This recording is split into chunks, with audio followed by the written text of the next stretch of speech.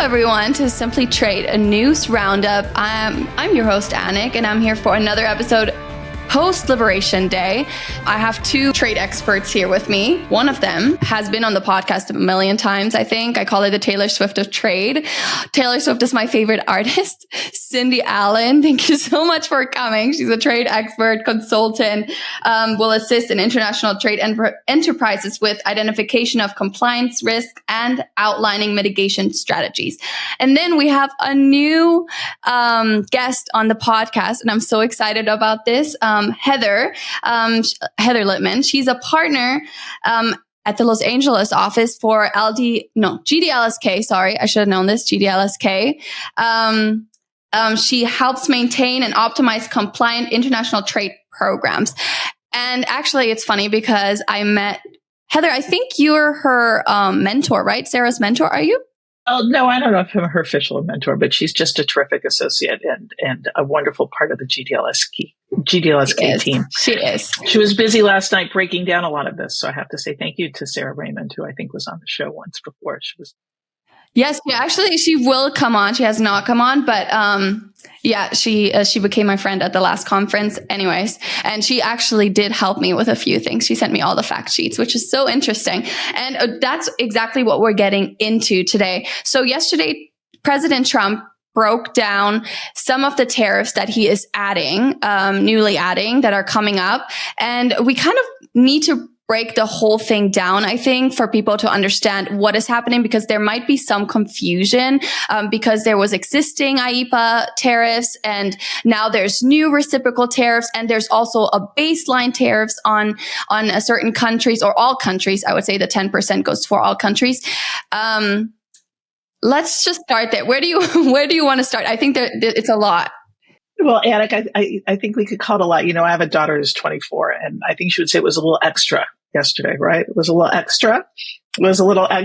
And so I think there's a little extra to break down. And I have to say, as a preliminary matter, Annika, you know, I'm on the COAC, and I'm not speaking here in any capacity as a member of the COAC, just as myself and as a lawyer. And I want to make sure that I disclaim that up front. But I do think it was a lot of extra, and it's a lot of extra IEEPA, maybe we could say, because it's a whole, I see Cindy nodding her head, and I'm going to say I'm high to Cindy's Taylor Swift being, you know,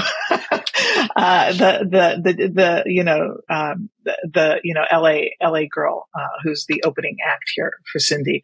But I'll only say that, and a good friend. But which is hilarious. But Heather, I also have to jump in here. Heather's like my unofficial sister. We've known each other for a good 20 plus years, and her father was one of my original mentors in the business. So she's like my West Coast sister. Yeah. So very, very funny kind of analysis. Thank you, Cindy, for that. I feel the same. So, you know, when we're looking at this, and you know, Cindy's probably better on this format than me, has done it before. But I think what we're looking at here were new IEEPA tariffs, the reciprocal tariffs, which were also initiated under IEEPA. So I think for this purpose, you know, and when Cindy and I were talking about this in preparation for coming on the show, we were saying, you know, the original IEEPA, let's call IEEPA, and then let's call this RT, or reciprocal tariffs, to kind of make a distinction between the two, because they are going to come together and they're going to add together. They're going to stack on top of each other. And as you're stacking all the different little Jenga tiles, you're going to want to know, you know, have kind of clear labels for them to know which one you pull out, which one you put in, and what's going to stack on top of your imports. So I think that's a really super great question.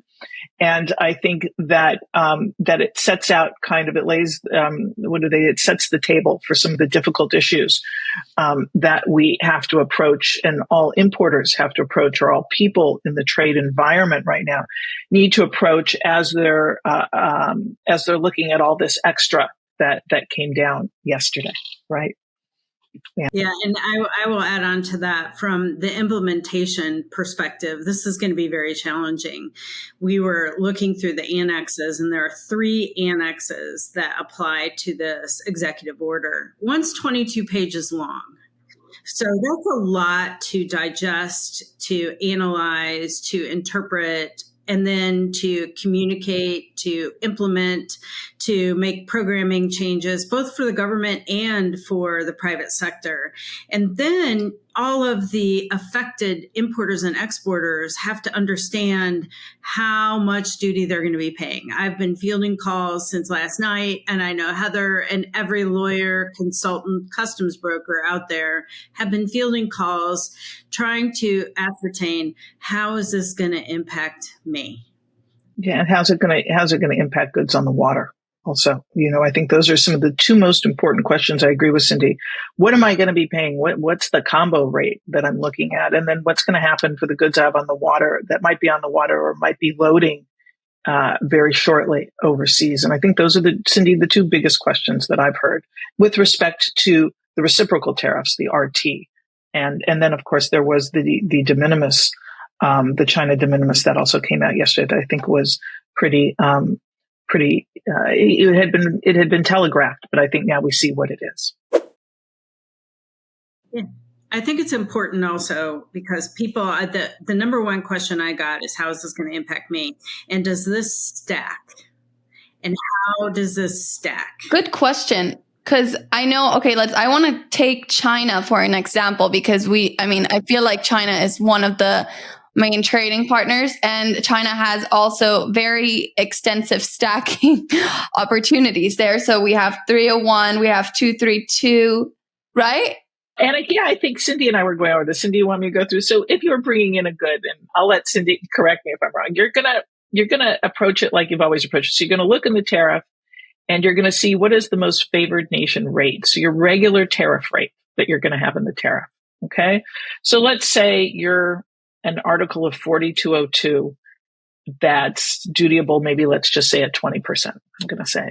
Okay. And you're then going to have to add on the original Trump tariffs, the 301 duties. So that's either going to be 25% or maybe 7.5%. It could be zero, but you're going to add that 301 to it. You're then going to go to the original IEEPA, what we're calling the original IEEPA for China, which is going to be another 20%. Then you're going to look at your RT rate. So for assuming that you're subject to the reciprocal tariffs, which almost all goods are here, you're going to, beginning April 5th, you're going to be subject to the base rate of 10%. But on April 9th, that rate under the reciprocal tariffs is going to go up to 34%, which is the base rate plus the addition that Trump announced yesterday. So Cindy and I were talking about this earlier, and when we were able to look at Annex 3 to the executive order, which either came out very late last night or this morning, I know I only saw it this morning, that had this all broken out. There were some questions about would the base rate of 10% be added to the 34%. I think the Annex 3 makes clear that that doesn't occur, that it's going to be the 10 on April 5th, and then that's going to go up to the 34% on April 9th for China, which is what the hypothetical is. Right. And let's not forget, if you're subject to anti-dumping duty or countervailing duty, that is added as well. And I think it's important to then look at 232 items, because if you have, let's say, an article of aluminum, you have, as Heather mentioned, the most favored nation rate, the regular duty. Then you have 301 duty. Then you have IEEPA duty. And then instead of the reciprocal tariff, you have the 232. So it's either or, reciprocal or 232. And then you have the anti-dumping duty if that applies to your goods. So I think that's a good general rule of thumb. If it's subject to 232, you don't get the reciprocal. But if it's not, then you get the reciprocal.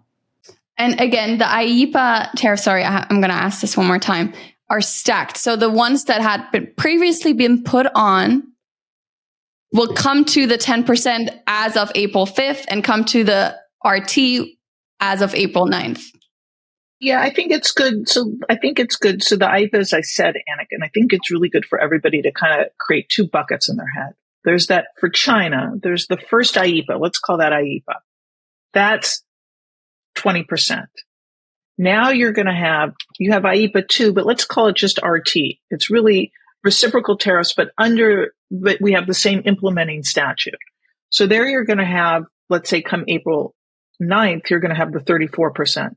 That 34% will sit on, so the RT of 34 is going to sit on the 20 for the IEEPA.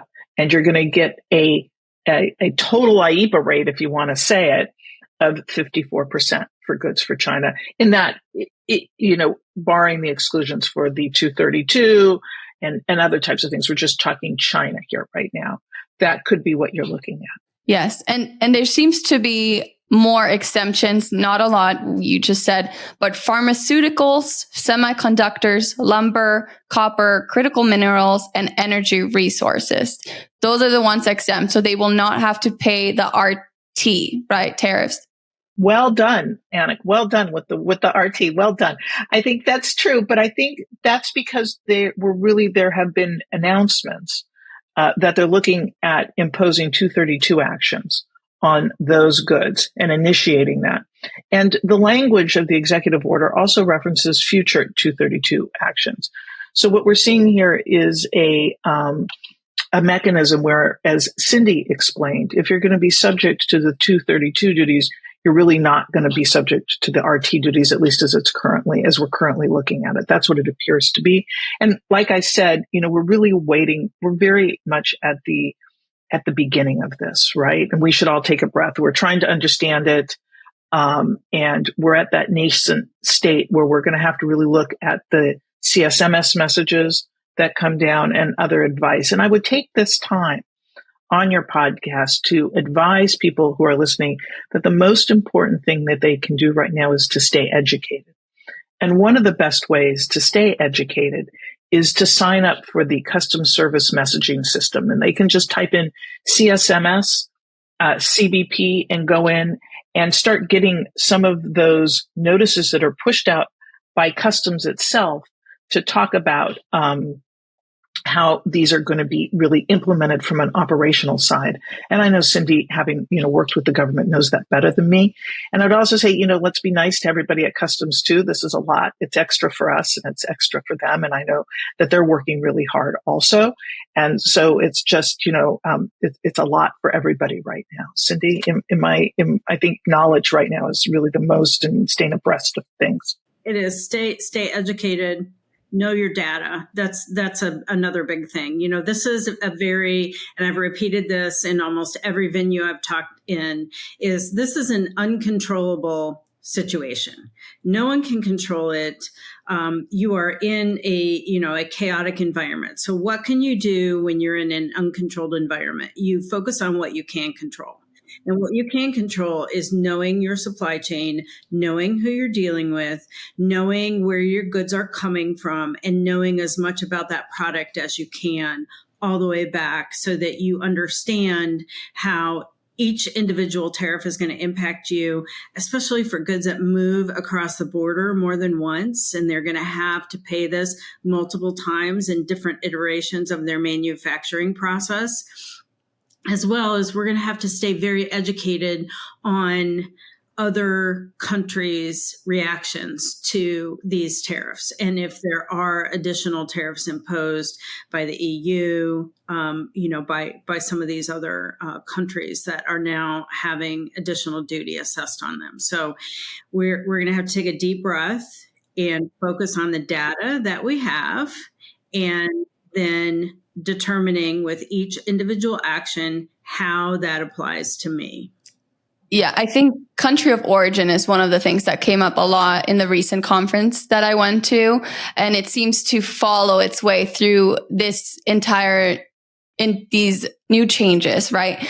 I do want to note that today, actually, we are recording this on April 3rd. And again, this episode will come up on Monday today when you're listening, and things might have changed. So things change by the minute, things update by the minute. So we cannot control that either. But as of today, April 3rd, a separate 25% global tariff on foreign made automobiles is effective. So, and that's on all countries, right? Okay.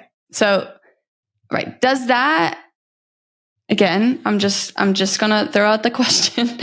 This won't go on top of any of the RT, right? No, that's a 232 action, as we talked about. So when we're talking about, automobile tariffs, and we're talking about additional duties that are going to be imposed pursuant to 232, those are not going to stack with, at least as we're looking at it now, those are not going to stack with the reciprocal tariffs, the RTs that were announced yesterday. However, they will stack with the original IEEPA, which is, again, why we're giving it two different names right now, because it's a little bit, you got to say IEEPA 1, IEEPA 2 is confusing. So we're going to stick with it that way. Mm-hmm. No, I really do. So RT and IEEPA, that makes things a little bit easier. I mean, for me, I hope for the listener as well. I'm going to thank my partner, Eric Smithweiss, for coming up with that, because that's how he explained it to me. So that's how we're going to do it. Okay, when we were working together on it. I also think we have to look at the Canada and Mexico. Canada and Mexico are status quo. They are status quo. So for non-U.S. MCA qualifying goods, it's 25%. So they do not get the reciprocal tariffs right now, unless it's withdrawn. And then if it is withdrawn, then the Annex 3 lists it at 12% reciprocal tariff. So we'll see if it's withdrawn.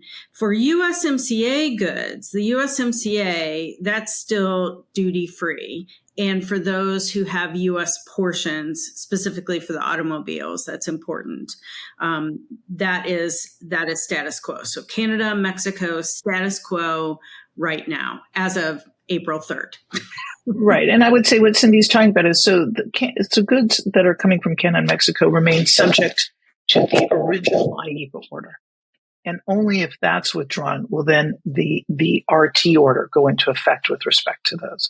And I think that's what's really important, because it's that mechanism between the two orders that we're talking about there that's so very important. And I think that Cindy brings up a really good point about content, because there is this language in the RT executive order that talks about goods that are imported with U.S. content. And I think that that's a really kind of interesting area to speak about, because it's a little bit confusing, don't you think, Cindy? It's new, and it's not confusing, but I think it's something that we're going to look for additional clarification on.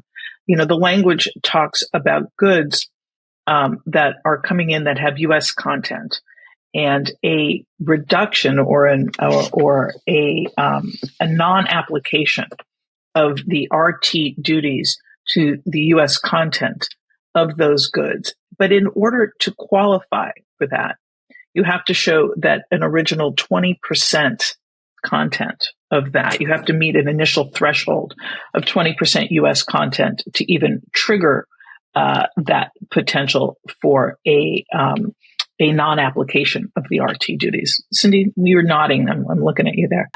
I just wanted to break that down a little bit. When we're looking at the automobile tariffs from Canada or Mexico, one of the challenges with the IEEPA, the original IEEPA, is that calculation for USMCA is different than the calculation for IEEPA. So those importers have to do two calculations, one for the original USMCA qualification and another for IEEPA purposes. When we're talking about 9802, the same applies. 9802 allows duty-free entry for portions of goods that are made with U.S. content. So if you have U.S. content, let's say 10%, right now under regular duty, under 301 duty, under original IEEPA duty, you don't have to pay duty on that 10%. So on all of the original duties on the 301, on the original IEEPA, you cannot pay duty for that U.S. portion. What the reciprocal tariff duty says is that has to be 20%. So the question as a baseline before you get for the reciprocal tariff. So I'm going to have to do two calculations, one for normal 9802 application, and then another for 9802 for this reciprocal tariff. So I'm going to have to do two calculations. And I think there needs to be some clarification on that, because the annexes don't call out that 20%, but the language of the executive order does. So I think that's one area we'll be looking for some additional clarification. Do we have to do two separate calculations, one for normal duty, 301 duty, original IEEPA, and a different one for reciprocal tariffs? Because that's going to be absolutely crazy in trying to implement that and pay the right amount of duty as an importer or as a customs broker. Yeah. And again, I think that's what we've kind of talked about in this whole entirety of the episode so far, is that things are clear, but still unclear in a sense that we don't have all the facts right now, because we're also not in practice yet. No one is doing it just yet because it's not in effect yet, but coming, well, I guess the automobiles right now, but that's not for the concern of the RT tariffs. So those are coming April 9th, and then the baseline tariffs April 5th. So that's kind of when this whole craziness will start, right? But how, and again, you said, educate yourself and sign up for the texting system. But what else can people do? Because I know they need an expert to kind of let them know, okay, this is where you're at, where your company is at. What if you don't have someone in-house? Because there's small companies who might be dealing with China that don't have a trade expert, and they're going to make mistakes. And then later on, they're subject to paying millions of dollars that they do not even have.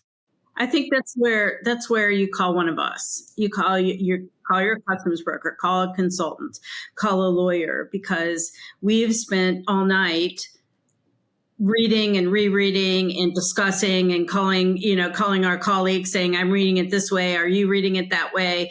Double checking that we both have the same interpretation and ensuring that we're looking at this in the right way.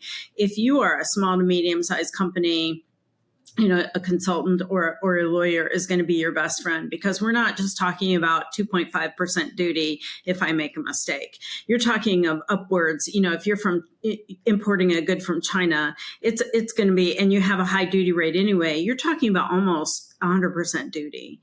And that is going to have a massive effect. And the way Heather and I were talking about this morning, the way that they broke out each individual country specifically under a Chapter 99 number means it's going to be easier for the government to run analysis on the amount of duty that's being paid for each specific country. It's going to be easier for AI to ingest that information and specifically target companies that they believe are not paying the right amount of duty. So you want to make sure that you are getting this right, because there is going to be more enforcement and there is going to be a more focused look on these additional duties, specifically, I think, from China and some of the other higher rate duties. But China specifically, I think, is going to get a little more attention from CBP and the auditors and the reviewers than ever before. I agree with Cindy, and I also think you're going to see a lot of scrutiny. That what Cindy's saying is when you look at Annex 3, you see that they developed individual 99 numbers that are going to be reportable for each of the different countries because they each have a different duty rate. And so from a targeting perspective, that segregates things a little bit more distinctly, as Cindy said. But, I also think that certain countries, if you're importing goods from Vietnam, Cambodia, those have high rates. And, there's, people are looking for, the enforcement, the government has come out and been very clear. I think that they're going to enforce this to create an even playing field. The idea behind this is to create an even playing field, for all the businesses. And so I think, everybody needs to be looking at this as, not just the tariffs, but you're going into an environment where it's anticipated that the enforcement will be very strong. And so that's just something to be sensitive to. This isn't a time to be playing games. This is a time to to really be trying to be compliant and do the best you can, and to reach out if you need to customs or to somebody else to get additional advice as you're working through these things, or with your consultant or your lawyer, reaching out to customs and getting rulings and other administrative interpretations that may be important down the line. Yes. Thank you for that. And I just want to touch on, before we're kind of going to wrap this up, want to touch on the de minimis changes. Oh my God, hard word. I know you guys had some thoughts on that, because that will be eliminated or revoked starting May 2nd, I think, right? For China? For China and Hong Kong, but not Macau. They're reviewing Macau, but China and Hong Kong. And I think that's important to state. For the rest, it's in kind of a holding pattern with the review process going on for de minimis for other countries where, that's covered in the reciprocal tariff EO, where they discuss that, and they're looking for, I guess, a report on, how they're going to implement it. I would only give some caution there, is we had that language for China previously. And now, apparently they've worked out, from the China de minimis order, they have worked out a means for doing that, which is a little bit different than we've seen in the past. But just something to be thinking about. So, for de minimis, for everybody's going to pretty much stay the same right now under the executive order, except for de minimis from China and Hong Kong, of Chinese and Hong Kong origin goods. And then you move to the second administrative order that we were talking about, which was the one on the de minimis goods, that sets up a very different regime for de minimis shipments coming from China and Hong Kong. I see Cindy wants to talk. I'll kick it to you, Cindy, for that one for a minute. So we knew that postal was the issue. Those of us who, deal with de minimis, we know that every other mode of transportation had an available means to claim and pay duty into the United States. Postal did not. So I found it very interesting, the solution that they landed on. For everything country of origin, China, country of origin, Hong Kong, you're going to have to use a customs broker and you're going to have to make entry unless you ship postal. And what the executive order outlines is that the international mail carriers are going to pay the duty to customs, which I find really interesting because that's something they've never done before. The executive order indicates that it's going to be covered under the international carrier bond, which only covers transportation. It doesn't cover the tendering of duty. And what most people don't realize is, U.S. Postal Service doesn't have planes, and the China Post doesn't have a plane, and Postal Service from, Italy doesn't have a plane. They contract with commercial carriers like Lufthansa and Delta and American Airlines to bring international mail into the United States. And when that is tendered, it is tendered under the Universal Postal Union, which is a treaty between all of the different countries that outlines how international mail will be handled. Internationally, it is the same. And most times, the international mail is given to a carrier simply with the description of international mail. That's it. They have to declare a few things, if it's hazardous, if there's controlled goods, things like that. But other than that, the carriers themselves don't really get detailed information about packages. So this is going to force the international mail carriers with a contract with either the foreign government or the U.S. government to understand what's in each of those packages and pay duty according to the HTS number, or pay that flat fee that was outlined of I think it was $30 and $50. So they're going to have to know, in this postal pouch, because most mail is tendered in a big pouch, in this postal pouch, I have 50 individual packages and I'm going to have to pay $30. I'm less worried about how carriers will pay that duty because they tender they tender fees to the government, so they'll work that part out. But how they know what's in that international mail and how they calculate that duty, and then the bond that covers it, I think is going to be interesting to see how that plays out. And over 75% of all de minimis shipments are from China and Hong Kong. Yeah, in one fell swoop, they have eliminated de minimis for 75% of the de minimis packages. And I think for e-commerce companies, it's going to be extremely important for companies to determine, okay, is it better for me to use a broker, pay the duty, or is it better for me to stick with postal and pay the $30 or $50, eventually $50 per package? And they're going to have to look at that on a product by product basis, as well as all of the costs, because they're going to have all of those stacking duty costs from China that could be up to 100% duty, or do they pay the $30 or $50 with postal? So those companies really have to start going through that type of calculation to determine what's best for me and my products moving forward. Right. And there's some limitations in the language. Cynthia, I'm sorry, I didn't mean to interrupt you. There's some limitations in the language about the shipment coming from China or Hong Kong for that postal breakout. So I think we really have to look at how that's going to be applied. I think we really need additional clarity on what's going to be required there and how we're going to do it. Now, that doesn't go into effect until May 2nd. So we have about 30 days to work out some of that and to get it a little clearer. You know, there's a lot of terms, I think, in that it's new that we're going to have to get through there.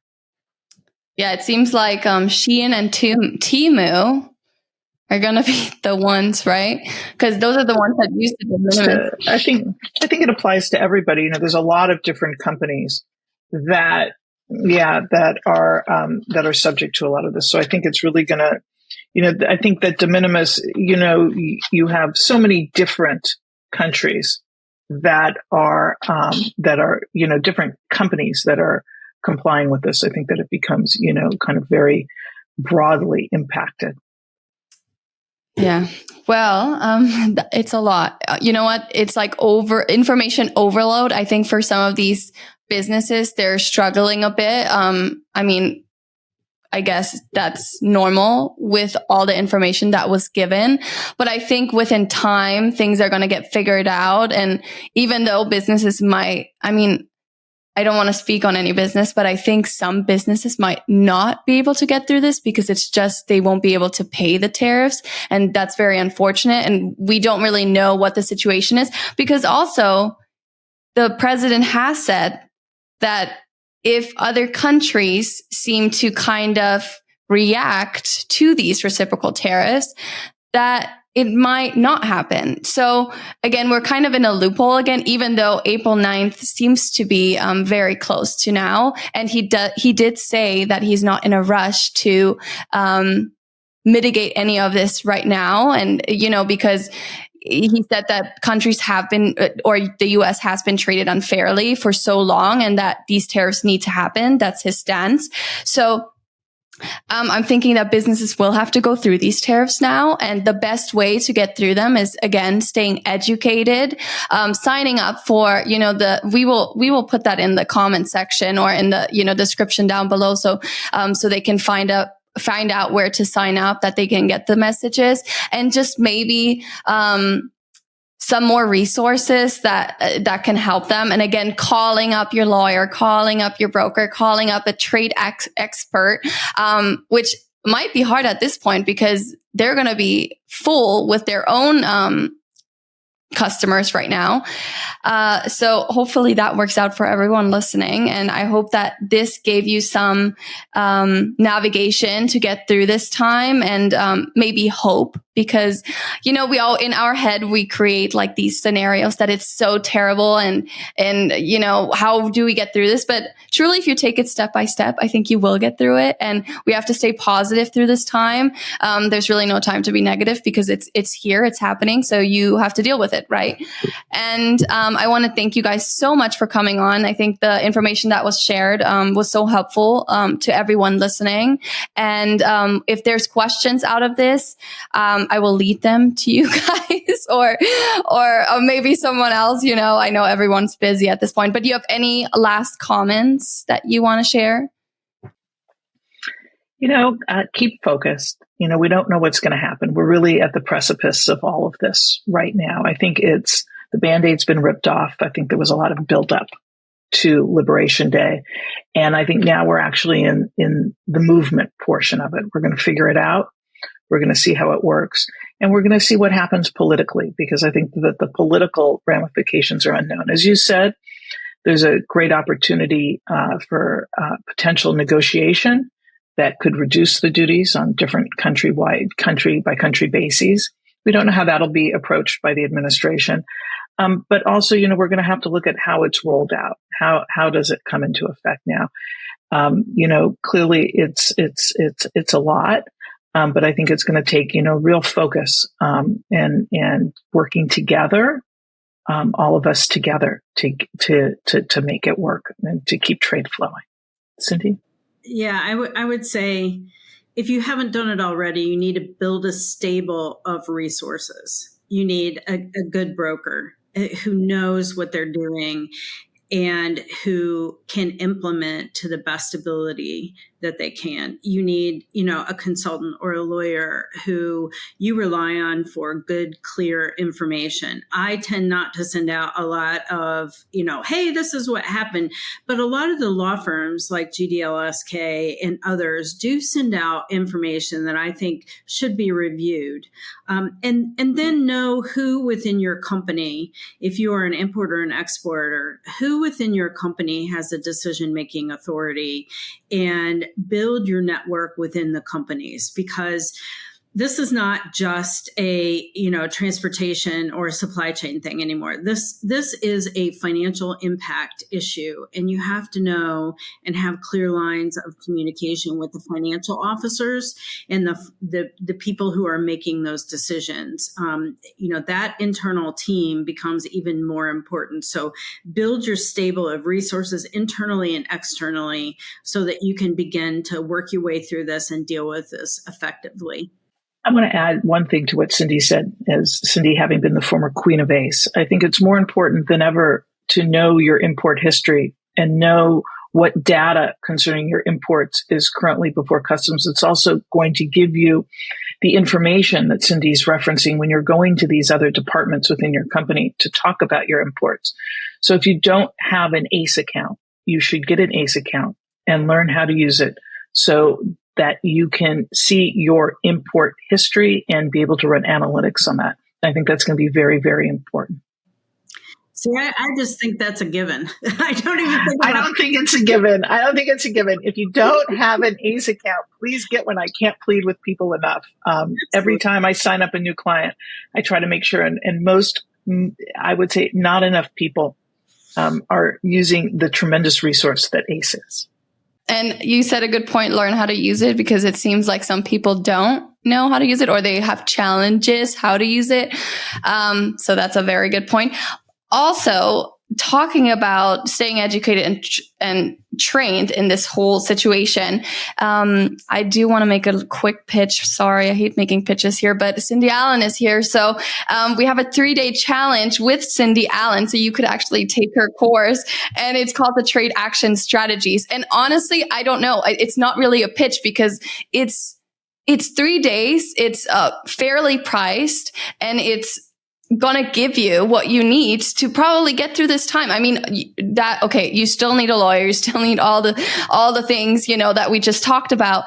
But overall, you need to be trained. Like, if you don't know what your broker is really needing to do for you, how are you gonna know that it's been done right? I mean, just, learning tariffs, supply chains, and basically helping your company strategize. Anyway, sorry, quick pitch, and Cindy Allen is the one teaching it. So that's coming up soon. You'll find that on our website. Again, thank you guys so much. I'm really happy that you guys could come on I know this is a crazy time, and I'm so glad to have you here. And really, for our listeners, I'm happy for them. And yeah, we'll see where this takes us, because we really have no idea. All we can do is stay positive and work through this. And yeah, I'm glad you guys got to talk on this. So thank you so much, and have a great week, everyone, hopefully. Thank you, Anna. Thanks for the opportunity. Thank you. Thank you very much for joining us. Simply Trade is brought to you by the generous contributions of Global Training Center. You can follow the show and GTC on LinkedIn or Twitter and other social networks. Make sure you check out the show notes in the description for a full rundown of today's show with all the important links. Also, make sure that you share this with a friend and subscribe on your favorite streaming platform. We really like hearing from you. If you enjoyed the show, make sure to rate and review wherever you listen to this podcast. If you or someone you know would like to be a guest in the show, or would like to sponsor Simply Trade, or suggest any topic you would like for us to discuss, please contact us via email at simplytrade@globaltrainingcenter.com, or you can DM us on Twitter at simplytradepod. Thank you again for the privilege of your time. Happy trading. Simply Trade is not a law firm or an advisor. The topics and discussions conducted by Simply Trade hosts and guests should not be considered and is not intended to substitute legal advice. You should seek appropriate counsel for your own situations. These conversations and information are directed towards listeners in the United States for informational, educational, and entertainment purposes only, and should not be substituted for legal advice. No listener or viewer of this podcast should act or refrain from acting on the basis of information on this podcast without first seeking legal advice from counsel. Information on this podcast may not be up to date depending on the time of publishing and the time of viewership. The content of this posting is provided as is. No representations are made that the content is error-free. The views expressed in or through this podcast are those of the individual speakers, not those of their respective employers or Global Training Center as a whole. All liability with respect to actions taken or not taken based on the contents of this podcast are hereby expressly disclaimed.